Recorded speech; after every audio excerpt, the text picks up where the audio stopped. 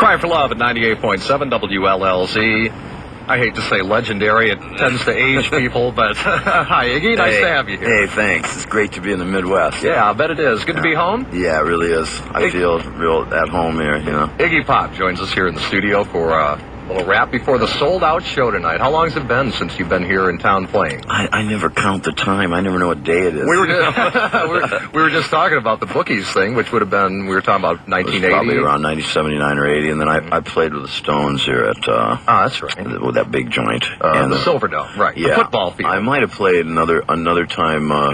after Zombie Birdhouse was out, I might have played in Royal Oak or something. Okay, well, in any case, it's always good to have native Detroiters or Dearbornites, as the case may be, back here in town. Ypsilanti, actually. Ypsilanti? Yes. I always thought it was Dearborn. I guess that's where your dad teaches. My old man taught school in Dearborn. Right. Yeah, he's retired now. And people were going to ask me to ask you what happened to your dad. A lot of the former kids that he taught. He's got himself a really nice place on the edge of a golf course in South Carolina.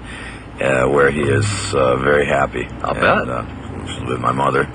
Sounds great. Geese and turtles and that kind of thing. And how's Sushi? She's terrific. Good. Where is she at now? She didn't come in with you? She's on her way to the hotel. With the rest of them. She decided to head on over there while you did the thing here, right? Kind of, get things set up for imminent arrival. I've seen more of you in media lately than I have of the President of the United States. Now, well, this is kind of rare. Why not? It's kind of surprising, though, because for years we never saw or heard a thing from you, and then all of a sudden here you are back. You've taken to the media like it's second nature to you. I was a little crazy doing all this media stuff, or are you into it? It doesn't faze me at all. I like my music, so I want people to know it's out. So it's out. And they know, too, obviously, by the sold-out show tonight. Yeah. Well, the new album is doing great, I understand, and some fine tunes on it, by the way. I noticed we were just talking about the Buddy Holly thing you do. You haven't done too many cover tunes of different people. Really rare. Yeah, I thought so. That one, I heard it, and I was on a boat, started jumping up and down, and really capsized the thing. And I just thought it sounded like something I should have written 10 years ago. Mm-hmm. So I thought, I'm going to sing that. What the heck? And it sounds great on there. I know you got help on this album from... Steve Jones, we were talking about from the Sex Pistols, and you're in that movie too, if I'm not mistaken. The Sid and Nancy, and just a Color Money. Yeah, right. And Sid and Nancy, somebody told me if you blink your eyes, we'll miss you in that. It's a tiny part. I just did it for kicks. I wanted to play a guy in a suit, just to see if most people don't recognize me, which is the idea. Did you know Sid back in those days, or very briefly? How did you meet up with Steve? I met Steve when he was in the Professionals. Do you remember them? That was him and Cook and a couple of guys they picked up after the Sex Pistols. Okay.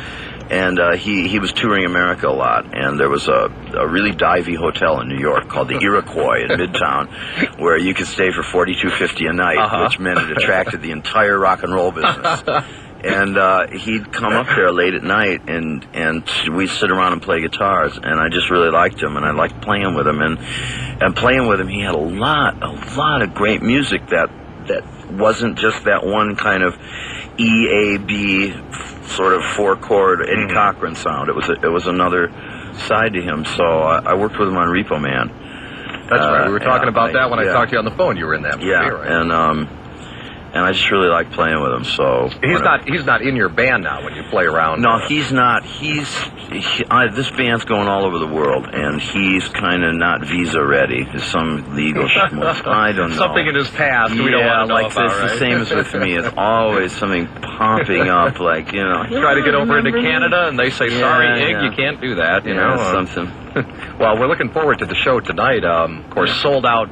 I think virtually minutes after it was announced. I'm sure that makes you feel real good to come back home here. Great. And who's in the band tonight? Anybody we would know, or is this? I don't think so. It's real new. They're all from London. They're all friends of Kevin's. Kevin Armstrong, who played guitar on the album, with the exception of the solo on "Cry for Love" that Steve did. And it's like Kevin and his friends: Phil, Gavin, Seamus, and Kevin. Well, we'll find out what they are tonight. They're real good musicians. Well, let's go back and do an old tune here. One of my favorites off the old Soldier album. I just, as you said, you were surprised that I had that in here. I was shocked to see you pick that up. I didn't believe it. Sometimes I dig back into my collection and pull these out. You know, knocking them dead in the city. We'll be doing that tonight, right? Tune. We'll be doing that tonight down at St. Andrews, and of course, if you don't have a ticket for the show tonight, I guess the next question I should ask real quick is, are you ever going to come back?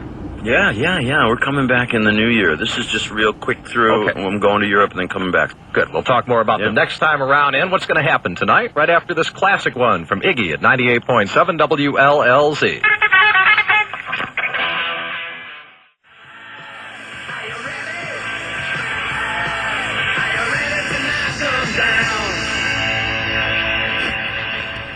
Classic Iggy Pop, knocking him down in the city, complete with a little cue scratch in there from being played so many times on the radio in the past somewhere. Anyway, listen, you ever find that you have problems with, you have two audiences now. You've always been ahead of your time. You got the older crowd from the Stooges days. You got the new young crowd, which I'm sure we'll see a lot of tonight, as well as, and especially here in Detroit, you got a lot of fans from the old days. Are we going to have, fighting down there? I don't even think about that. No, I just go and do a straight ahead show. Yeah, you were saying now tonight we'll see a lot of rock and roll, a couple of ballads thrown in. Straight ahead energy, but not totally thrash or anything like that. There's some slow ones and some fast ones, and some that sound soft and some that sound hard, and it's music. And it's sold out, and we'll see you tonight, and it starts at, we were talking the late show tonight, it starts about midnight. Yeah, that's right. So you get out of here, go get some sleep, Okay, and, I will. And take it easy, and we'll see you tonight down there. Iggy Pop, right here in the studio. Pleasure, Ed. Thanks, John. Appreciate it. Okay. Iggy Pop in town tonight down at St. Andrews Hall, and we'll come back with more tunes right after this.